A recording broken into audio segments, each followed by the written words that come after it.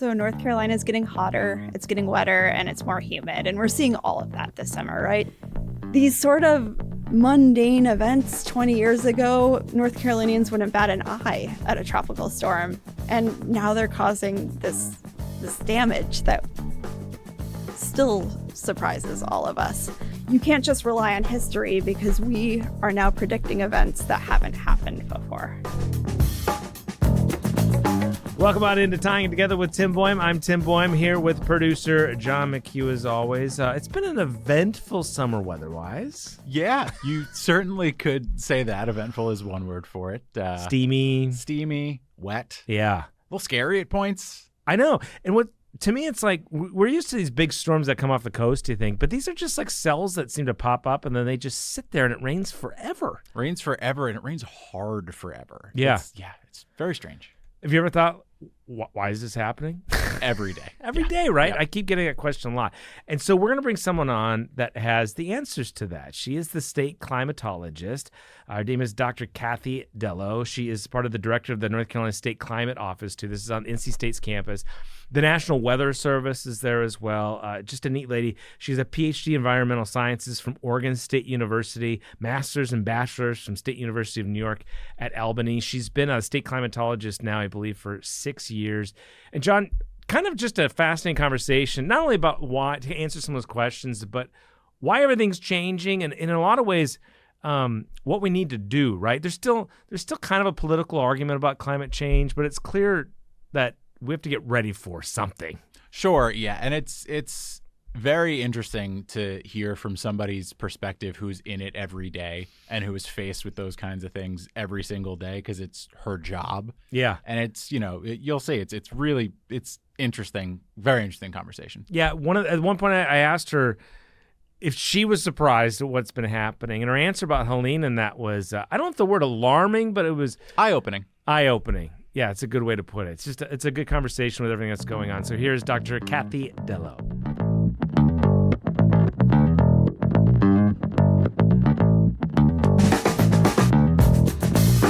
First of all, it's very good to see you. Good to see you. Thanks too. for joining me. Let's start with the basics. You are the state climatologist. That's what they tell me. What does that mean? So I'm the state's climate scientist, and I lead a group over at NC State University, and we are essentially the state's weather and climate data knowledge repository. And weather and climate, those are different things, right? They are different things. How would you describe them for people? So weather is more like your mood, and climate's your personality. So weather are the short-term, day-to-day. It's going to rain this afternoon. Climate is something like in Raleigh, we have hot summers or mild winters. And over the years, we've talked, and there's been a lot of discussions. People talk about climate change and things happening. And this summer in particular, there's just been all these storms that some of them are tropical, some aren't. And I feel like in the general public, people are saying, what is going on? If someone asks you, what is going on? How do you describe to them what is going on? So North Carolina is getting hotter, it's getting wetter, and it's more humid. And we're seeing all of that this summer, right? So we have it in the data, but these really hot days and nights that we're accumulating tend to build up all this heat. Then we have these systems come in, and they can be tropical or they can be convective events, and they're supercharged. The atmosphere is warmer, it's holding more water, and it just dumps out more rain. And then the humidity just makes it harder to live. Those nights feel a little bit ickier. The days are a lot tougher if you work outside. Has this been gradual at all, or is it happening exponentially faster? In other words, is there like a threshold for this warming that all of a sudden they're holding all this moisture, or has it been more gradual and it just feels like it's been all of a sudden? It's been gradual, and it does feel like all of a sudden because it's recent. And we have had really big events in the past 10 months. We've had Hurricane Helene, potential tropical cyclone 8, and tropical storm Chantal. So, well, the other thing, this happened to me this week. I was driving to Asheville, and I was driving on 64 west from the Raleigh area, and one of those cells and it just stopped, and it dumped inches of rain in a short amount of period of time. Is that related to this too, about why we're seeing this flooding away from the coast? And what is it about the warming that is causing that? So we've always seen flooding across the entire state, and hurricanes have hit Western North Carolina before. So we tend to think about hurricanes as a coastal thing, but we take hits from the Gulf side in addition to coastal hits. But if you look across the entire state or talk to every mayor, every town has a flooding problem. Part of it's the climate. Again, we're supercharging the atmosphere. We have more moisture in the atmosphere. It's warmer. There's more to rain out, but we're also building more. We have lots of people moving to North Carolina. It's a great place to live, but we're building up those cities. We're urbanizing, and we're having more areas where the water does run off. So it's a little bit of a double-edged sword. Problems happening all on top of one another, but I forgot what it's you were okay. saying. So the storms stopping and dumping so much rain, did they stop before and it's just the fact that they have that much more rain now, or is that also something related to this warming? Yeah, so when you think about storms moving slowly, Tropical Storm Chantal moved pretty slowly across the state. Hurricane Florence moved pretty slowly across the state. Hurricane Helene moved pretty slowly across the state. So we are seeing tropical systems slow down as they approach land or overland. When we think about some of these smaller thunderstorms, it can be any combination of factors. Right now, we just have the right pattern for these storms to pop up, and not a lot of places for them to go sometimes, or for them to keep sustaining. So there's enough heat to keep building and building and building the storms. Right now, it's been a mix of some bad luck and the background conditions of climate change that are making it worse. What was bad luck? What does that look like? Bad just timing? Luck, it looks like what we've seen for the last 2 weeks is just this relentless rain every single afternoon and in different places around the triangle. So where does the flash flood warning pop up today? And what do we know about how much more rain is coming? And I don't mean necessarily statistically, because we're sitting here without your data in front of you, but I mean, is it dramatically more now than even like 10 years ago? So overall, if we looked across the year, it would be pretty similar from year to year. Where we're seeing it is in more extreme events. So we are noticing more of those 3-inch, 4-inch, 5-inch rainfall days. And we are seeing periods where it is a little bit drier too. We were talking about drought earlier this year, and it seems silly now that it's been so wet, but we are seeing these swings between wet and dry. And the truth is now I was here in, was it 02 where we had that ridiculous drought? I think it was 02, but we're going to see that at some point too. That's the other side of the coin of what we're seeing, right? Yeah, so the water comes in two ways. It's either too much or too little. I'm thinking of the 2007 drought, where there were a number of communities across the Southeast that were very close to running out of water. Durham had less than 100 days of water. Now we have more people living here and a warmer climate. Yeah, maybe that was 2007, because I remember standing out in front of some of these reservoirs that I was seeing more dirt than I was seeing water. Yeah, absolutely. And we were, restrictions on water and whatnot. So where are we then? You've done climate change reports for the state too, essentially too, right? I have, for North Carolina and Oregon. What does that look like now? How would you describe climate change in North Carolina? So going back to hotter, wetter, more humid, and sneezier, here in North Carolina, we certainly see an allergy season, and the conditions have been ripe for producing a lot of pollen in March or April.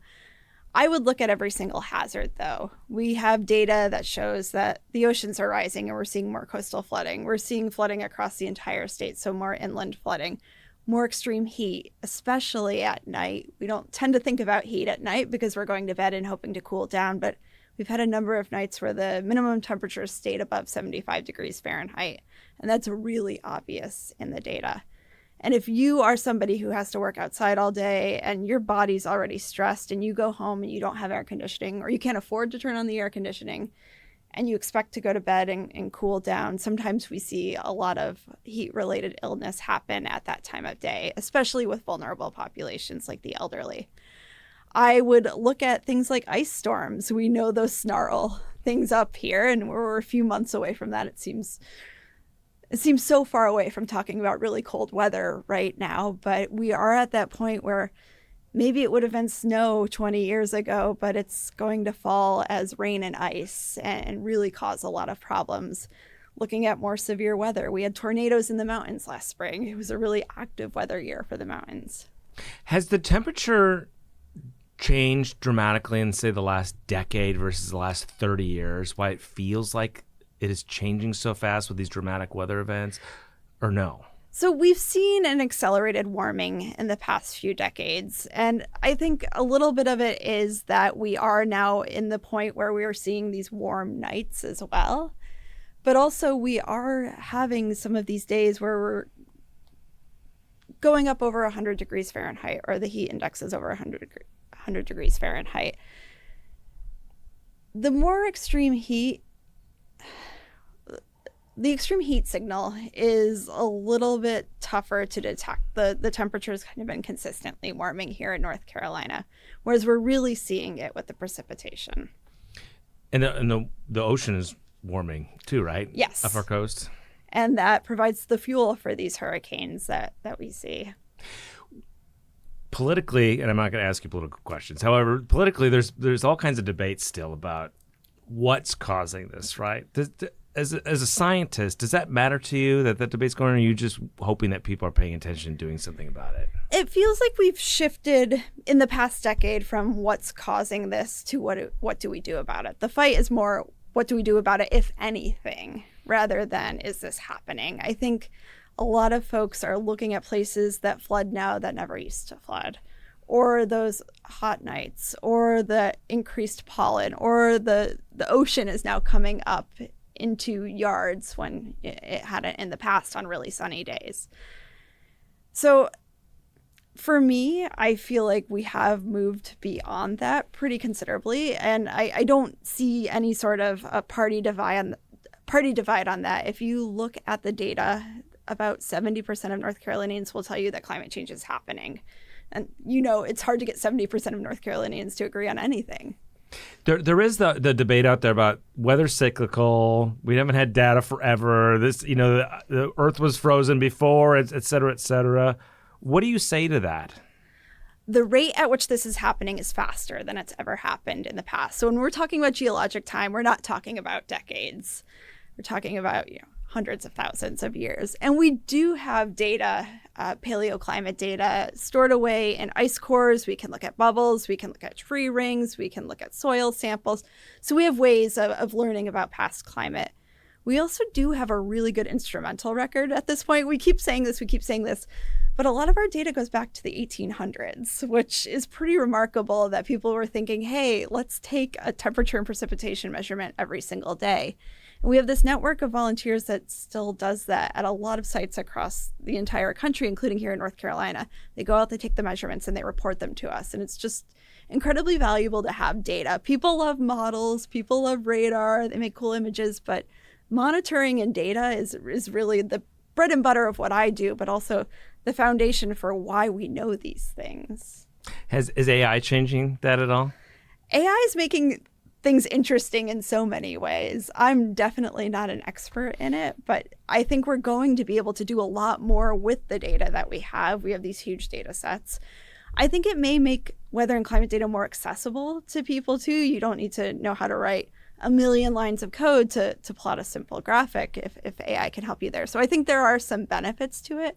Certainly it's resource intensive and may be adding to the climate problem, but I think it's something that we can't ignore. Consumption of power. Is that what you mean by Yes. that? Yeah. I don't think people realize how much power. I didn't for the longest time that this AI takes, but the computation power, I guess, is what it takes. But it's wild. It is wild. I thought it was just kind of like Google, where you type in something, but it's much more intensive than that. So I think a lot of people are surprised and concerned about what we're seeing. You've studied this for a long time. Does any of this surprise you about what we're seeing too? Does it make you nervous, scared? I'm still shocked at what I see. So Hurricane Helene was jarring. This is what I do. This is what I study. I saw it coming. I saw the forecast. I knew it was going to be bad. And that's not a I knew and nobody else did sort of thing. But this is obviously my job to know these things. And I watched the data come in that day, and I heard the reports coming in that day. And I just felt my anxiety level rise and rise and rise, thinking, I don't know what this looks like on the landscape. I didn't realize that they had been cut off from communication up there either. So no one was communicating back to us or reaching out and asking if people are okay. You're dealing with a hurricane. We totally get it. Silence, silence, silence. Still not understanding the extent of the damage up there until about Sunday afternoon when people started popping back online, or Monday morning when we started seeing images. That was shocking. And it's still shocking 10 months later. Just last week, Tropical Storm Chantal, a pretty innocent tropical storm moving into North Carolina, slows right down, and Chapel Hill sees 7.5 inches of rain, some of the worst flooding we've seen since Hurricane Fran in 1996. These sort of mundane events 20 years ago, North Carolinians wouldn't bat an eye at a tropical storm. And now they're causing this damage that still surprises all of us. The forecasts were good in that they said that this is where the heaviest rain would be, but they missed the total amount. So we're forecasting in a world of climate change where the model may be saying to you, hey, 8 inches of rain is possible, but all the other models are saying it's looking more like 4. You're going to probably go toward the 4 and say, oh, that 8 might be an outlier, but not so much anymore. So wow, that's interesting. So it's making forecasting harder. It is, because now you can't just rely on history, because we are now predicting events that haven't happened before. Wow, that's a lot to take in. It really is. So what do you think then? And again, if this puts you in a terrible position, don't answer. But there's obviously all this talk about research funding being cut federally and whether you should do it. Does that concern you? I think the National Weather Service is an American gem. They keep us so safe. And I know we like to complain when the forecast is bad, when we're going on a boat ride or have a picnic, but they're really good most of the time. And we don't necessarily recognize that when the forecast is spot on. We don't walk outside and say, 89 degrees today, no rain. They nailed it. I think that the National Weather Service also costs us very little, pennies a day as Americans, for a great deal of safety. And then when I look at things like Hurricane Helene, where people still died, we still have a lot of work to do. So taking money away from efforts like that seems to be the direction that we shouldn't be moving in a time of climate change. You mentioned we're seeing events that we would never imagine 20 years ago. It makes me think about 20 years from now. What do you think?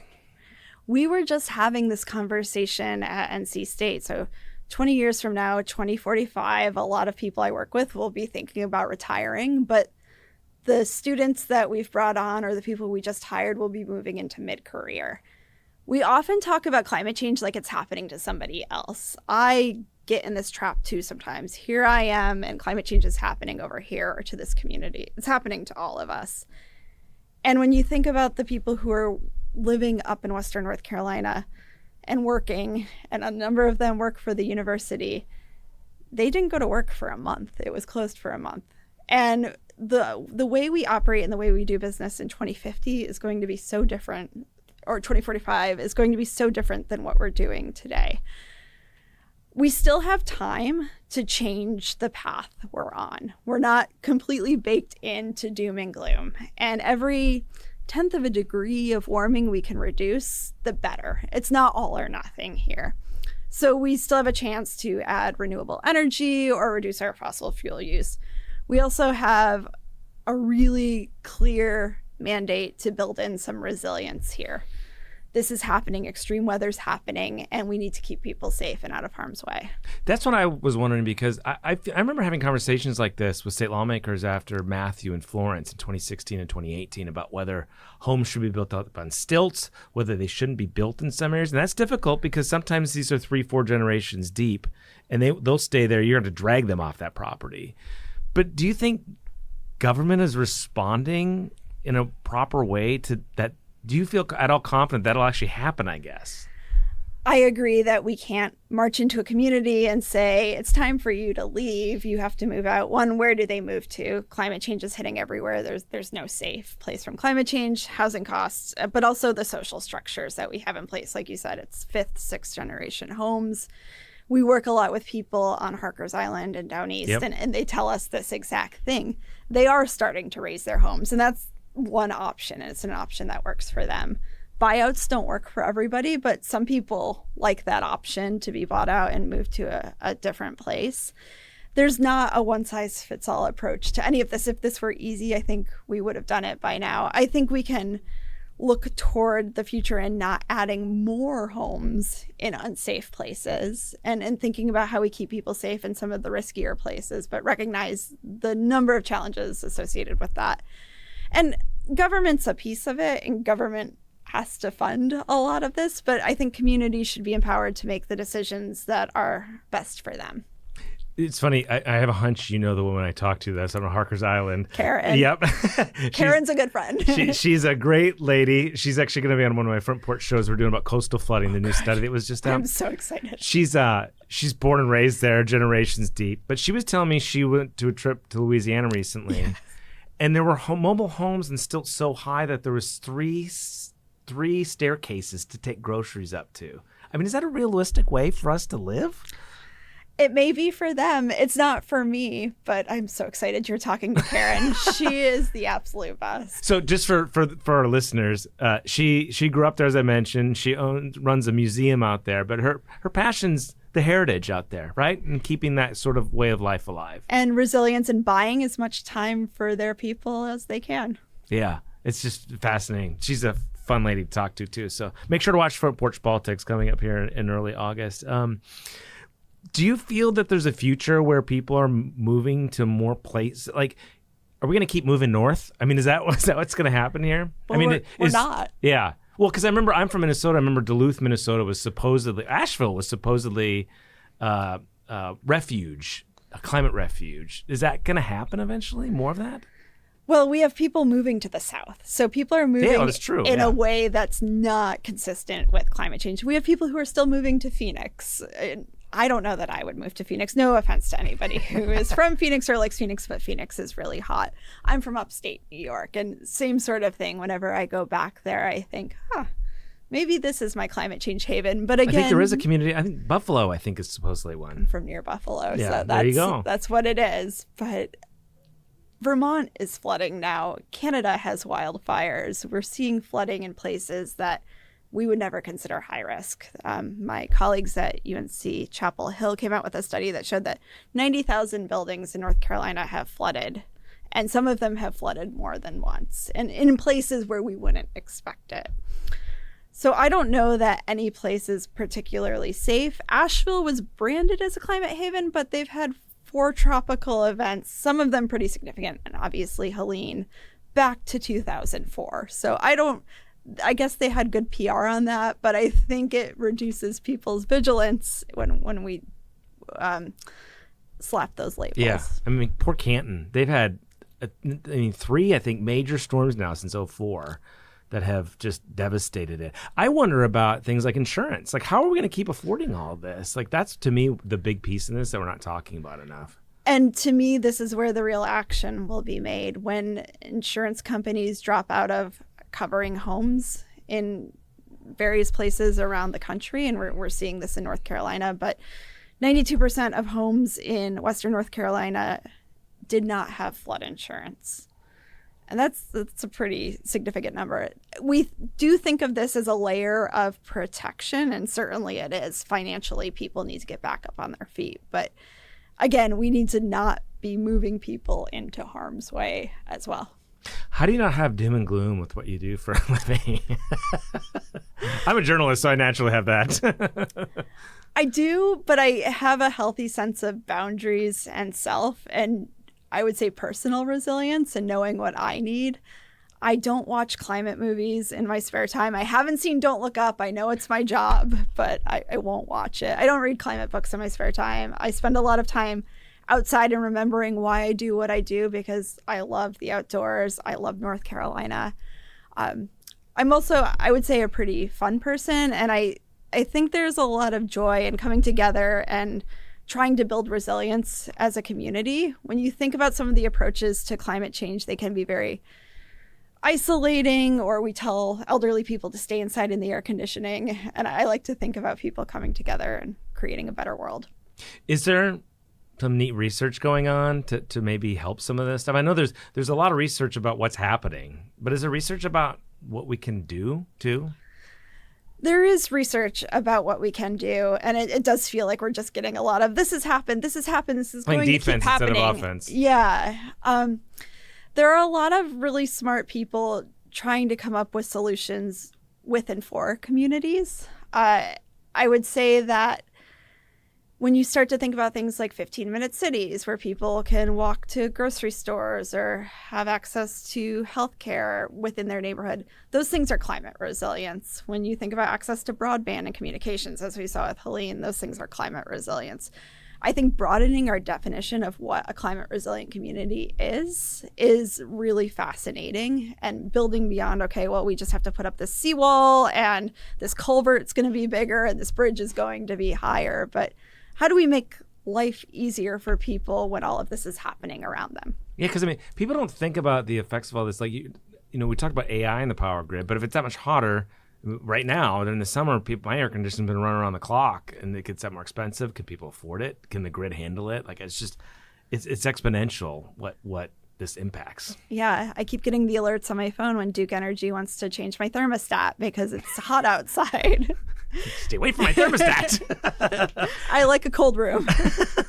I did want to ask you about this too, because you're the first female climatologist, and I don't take any of that for granted because I have a daughter that's 13, so I think about this stuff. But we don't have enough women or females in science too, right? What would you say to inspire young girls out there to do what you do? I think women are curious and interested in science, and somewhere along the way, they lose confidence. We see this with a lot of young women. I think women are at their most confident when they're 9, and then it goes downhill from there. I saw a study that said that. I think also just fostering some opportunities for women to thrive in a workplace. So there are some additional challenges that women face with childcare, or often being the person who's running the family, and worrying about a number of other things. I also work with a lot of school-age children or undergraduate women, and letting them know that this is a fulfilling career and they can thrive in it too. I think the numbers have gotten better from when I was an undergrad, for sure. Yeah. But just recognizing that women face additional challenges. Did you face challenges in coming up the ranks and stuff like that? I feel like I've been really fortunate to have really incredible mentors, including men, who have recognized the value of having women in these positions and creating a path for me. So I'm trying to pay as much of that back as I can and holding doors open for other people. I feel like the sense of purpose for someone in your role has to be so much greater now than it was even 20 years ago, right? I mean, it's urgent. I just loved weather. I mean, I really just wanted to be a meteorologist, and I kind of got caught up in this global problem. And it does feel incredibly urgent. It's empowering that we have a lot of smart people working on it. It's really great to do this work in North Carolina, where there's a lot of really thoughtful people who are committed to trying to address the problem. And like I said, it's not really a science fight anymore. It's what do we do about it? So there is an urgency. I think also, though, to that point about personal boundaries and knowing my sense of self, I'm not going to solve this all on my own. And it's not my job to solve this all on my own. But I can be a small piece of this bigger solution. And that, even on a larger scale, the same goes true with the United States, the globe, right? We're all in this together, and we all need each other. I could do something in my town of Garner, but I need everybody in the world to work on this to make the biggest impact we need. Right. So who owns the atmosphere? We all share it. So we're all united through that. I do think, though, community level solutions are really where it's at. And it's really where people can affect the most change. We tend to think, oh, my goodness, I am not going to reduce the temperature on my own. But you can work with your town council or local government on building a bike path, or adding more green space, or getting more people access to energy or cooling. And those are the types of things that can really, really make a difference. Some days, do you feel like you're screaming from a mountaintop? It's hard to get people to pay attention. It used to. I think people are paying attention. I think it's in our faces. Here in North Carolina, after Hurricane Florence, there was definitely a shift in, wow, that hasn't happened before. That was terrible. We don't want that to happen again. Helene was another example of something just so shockingly bad that people are curious and want answers and want solutions. And I understand that. My phone doesn't stop ringing. So I think the shouting is working and it's happening, and people tend to, like I said, 70% of North Carolinians think climate change is happening, and people tend to know something's up and really just want the best for themselves and their family. I think one thing that is cool about North Carolina, because I just did a story about the coastal flooding, and it was an NC State and UNC researcher, but it was out in Beaufort, and that little island out there with the Duke lab. Like, it's like we have these rivalries in sports and what, but they all work together, and there's a lot of really brilliant people in the state working on this and other issues of science too. Was that Catherine and Artie? Yes. Yes. And I work Miyuki. with her too. Yes, and Miyuki.